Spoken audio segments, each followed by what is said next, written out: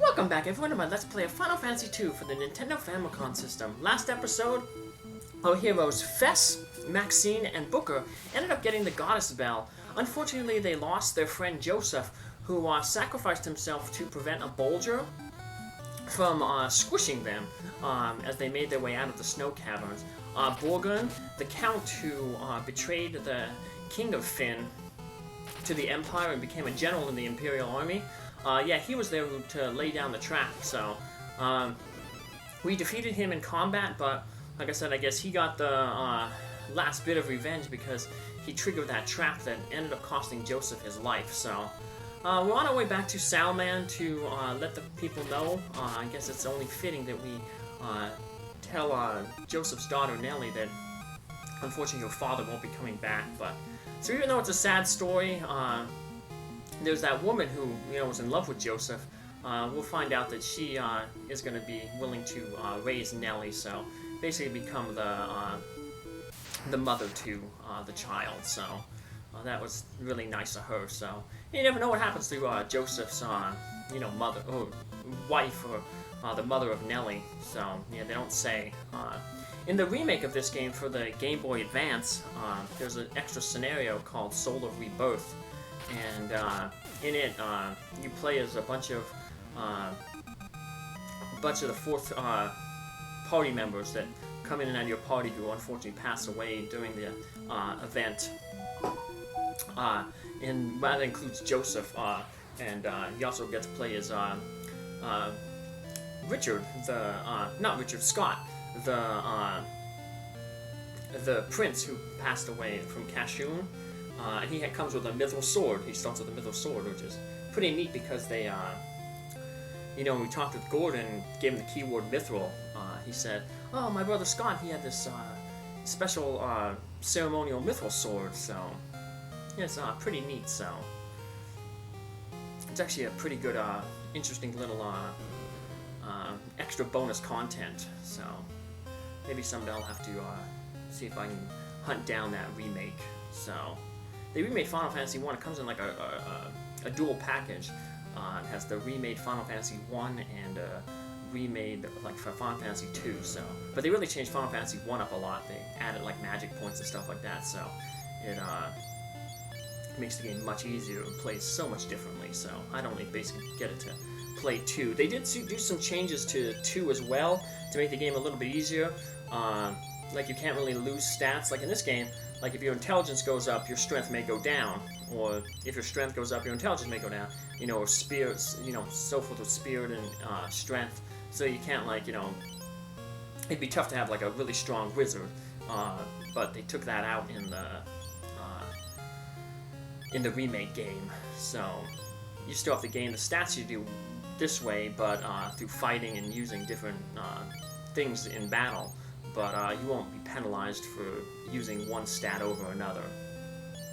So, sell a bunch of stuff here. We're going to have to buy a bunch of stuff. So, even though we got a good bit of money from everything that we bought here, that we sold here, from the treasures from the ice cave, or the snow caverns, we still are going to have to spend this money. So, but, oh well. Guess you can't take it with you, so might as well spend it to make the game as easy as you could, so. But we're going to have to buy some new magics. So including, we're going to buy, let's call it, we're going to get a teleport spell and a life spell for Booker. I'm getting tongue-tied there, so. But first we'll get the warp spell for Maxine, so eventually we'll come back and get that life spell for Booker, just as a safety. So a warp is a little bit different than the teleport. Warp takes you back one floor. I'm not going to be using it too much right now. In some later dungeons, because dungeons right now are pretty straightforward. There's a few instances in the ice cave, the snow caverns, where we could have cast warp to go back a floor, but in some of the future dungeons, there's going to be like split paths, and we're going to want to go down one path for a few floors to get some treasure, and then rather than backtrack, we can just use the warp. Daddy, yeah, so Nellie's sad, but Somehow word passed that Joseph had already passed away. All the townspeople know. Poor Joseph. I'll look after Nellie. I'll know that would make him happy. Yeah, all the townspeople, I was talking over them, but they pretty much, have already seemed to know that Joseph has passed away, and they told us to honor him by getting that bell to Kashuan, so his sacrifice would not be in vain. So we're going to get to Kashuan, but first we're going to head back to Altair, let the princess know, and then we'll head to Kashuan. So luckily we can take, Kashuan's pretty far away, but luckily we can take Sid's airship. It's going to cost 400 gold to get there, but it's money well spent, so, because Kashuan is pretty far away, so it's nice to be able to avoid all these random encounters, especially because, like, right now, our spell levels and our weapon levels are getting up into, the 3s and the 4s, so we're not really gaining experience from casting, these spells or attacking. So we just have to hope maybe we might get lucky and get a stat increase like strength or something. But weapon ranks and spell ranks ain't really going up. So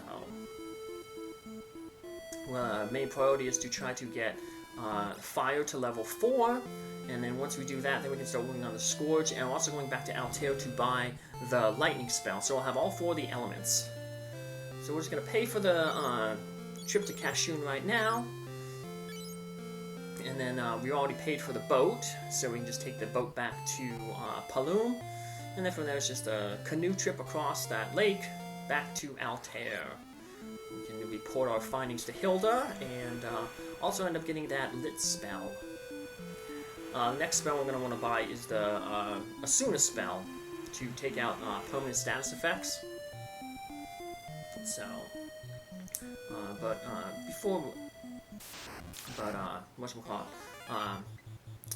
we want to get we're also going to get the lit spell, like I said, so, both of those are pretty cheap. Lightning is 400, and Asuna is 800.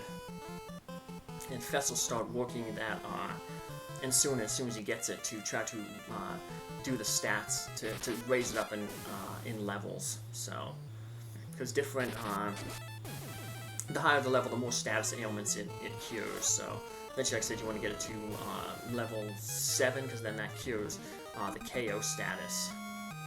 So we still have the life spell to do that, but might as well get it up that far anyway, because to cure other spells. So first level is just I believe darkness. I'll look it up then, but I'm going to take a quick trip to Galtia here, which is now basically a ghost town. Yeah, everybody's gone from Galtia except for the one old man here.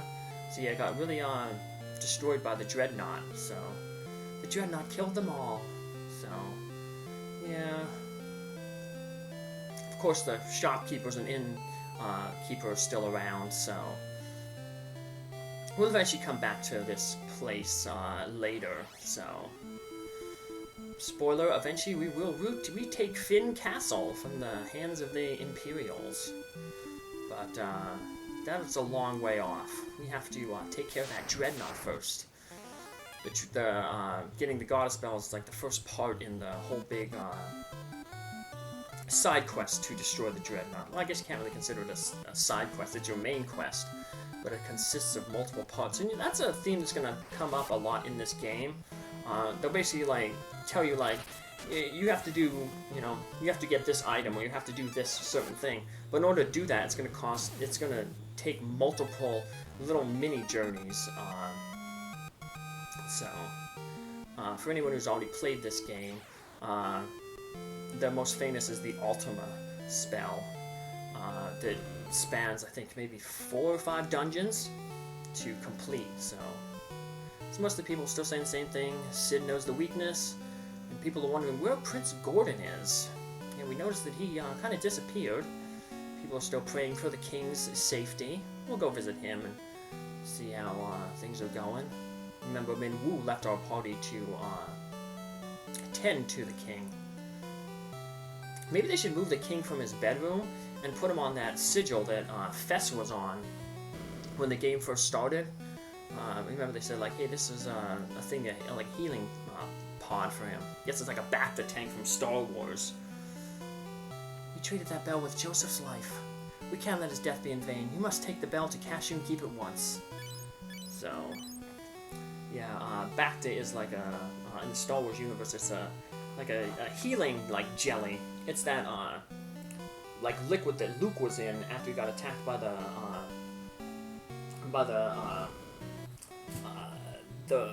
Wampa, on, Hoth in Empire Strikes Back. That big frost, beast. Kind of like a Yeti, it looked like.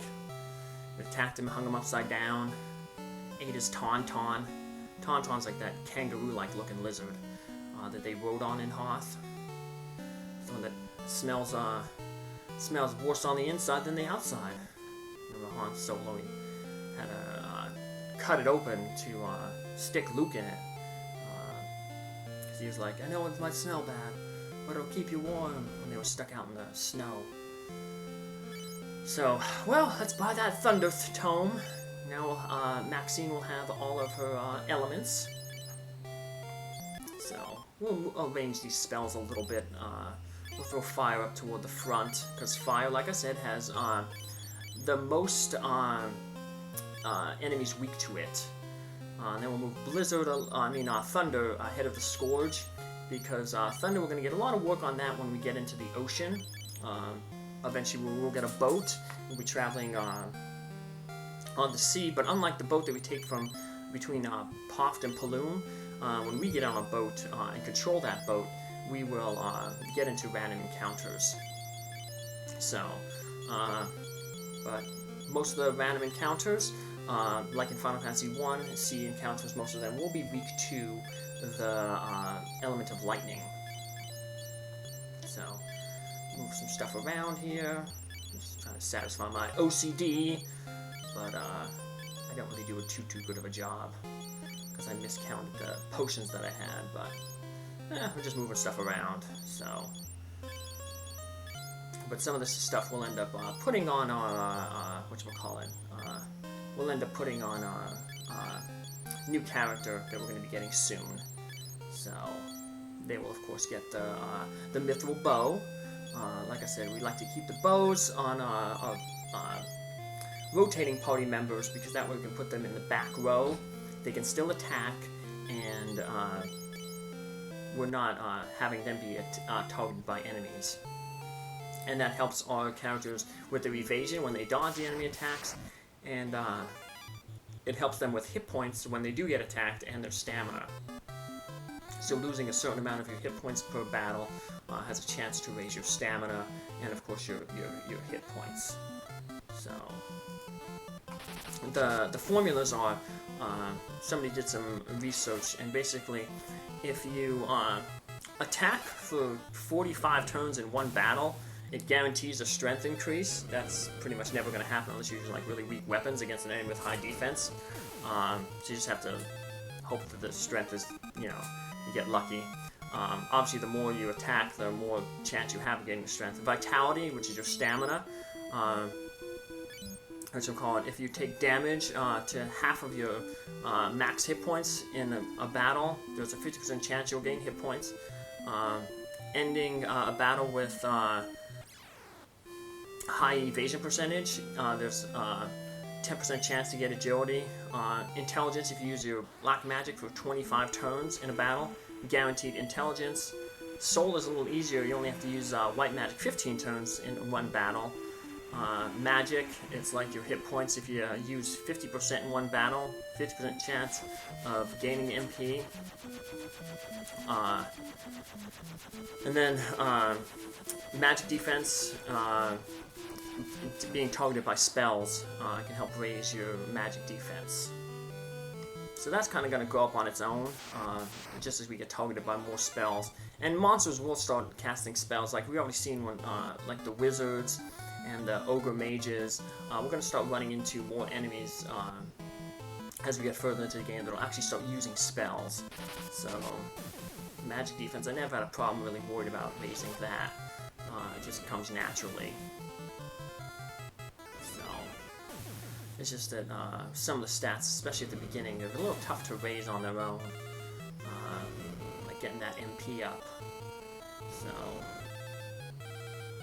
luckily though, once you start getting higher and your base stats increase, then the stat that's related to it will go up higher. So for instance, like, once you start gaining some stamina points, when you get that, when you get hit points up, it'll go up higher because your stamina's higher. So, and same with when your magic power goes up, that means next time you get MP up, you'll get more magic points. So, but yeah, as long as you're kind of just casting spells like how I'm doing here. So, now Fess ain't getting too much work on his weapons and shield, but that's okay because these enemies here ain't using too much. You know, they're pretty low level. We use the goddess bell on this door, and it opens up. Now, the enemies on the first, like, 2 floors here are pretty easy, and that's probably because of the character we're getting here. I came to retrieve the sunfire. I thought I was the only one left who could open the door. I'm looking for Eagle's torch, but it's a monster standing here. I can't return empty-handed, but I don't know what to do next. But you know your way around the keep, right? The keep is riddled with secrets even I don't understand. I can't guide you, but can I come with you? And Gordon joins our party. Now Gordon starts out really weak, 64 hit points, only 5 magic points. He has all his weapon levels are 1, so anything that you give him, he can, you know, use the same thing. So we're gonna give him that bow. He comes with a spear. Spears are pretty good weapons, but like I said, we want to use the bows. So the one thing though is, even though Gordon starts out weak, he has incredible stats. He has 22 in every single one of his stats.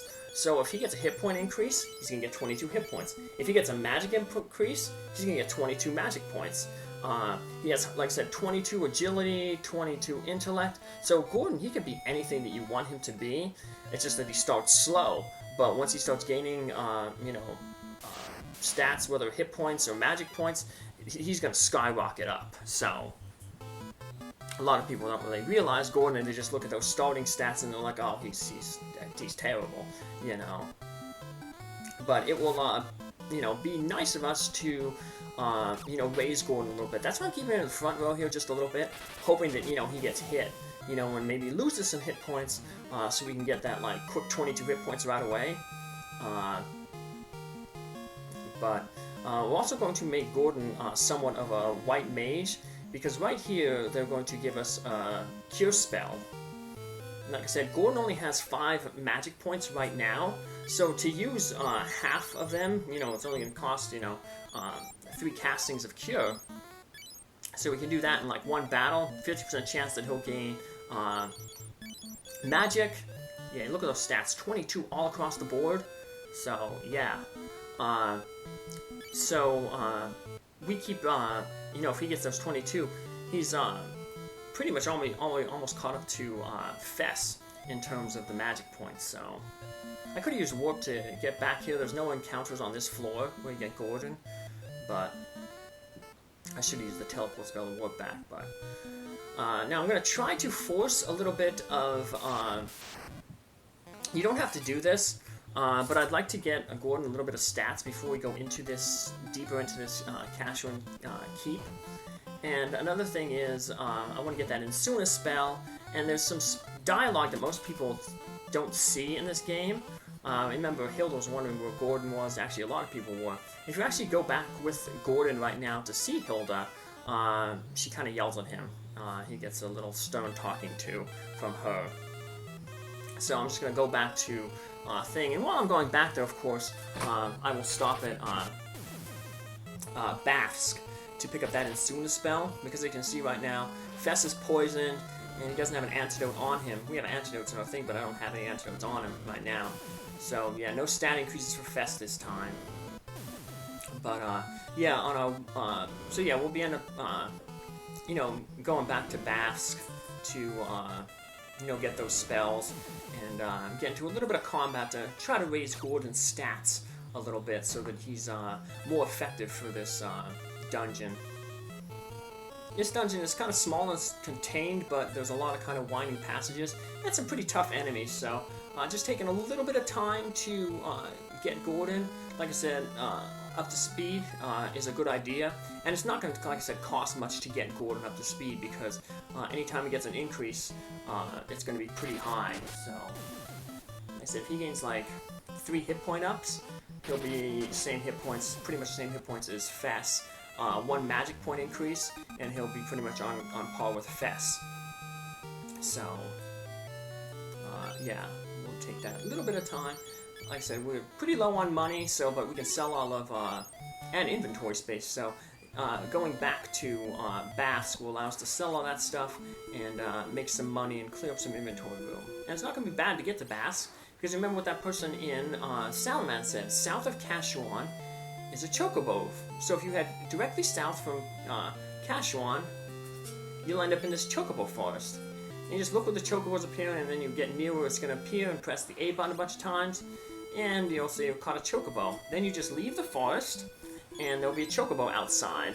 And you can step on the chocobo, press the A button, and then you get to ride the chocobo. The best thing about riding the chocobo is when you're on the chocobo, you will not get into any random encounters.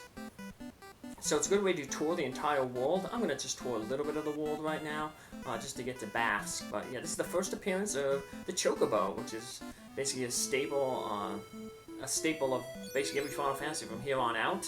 It becomes a big mascot for the series. So, well, here we are in Basque. What are we going to do in Basque? Find out in our next episode. Thanks for following along. Have a good day. Bye.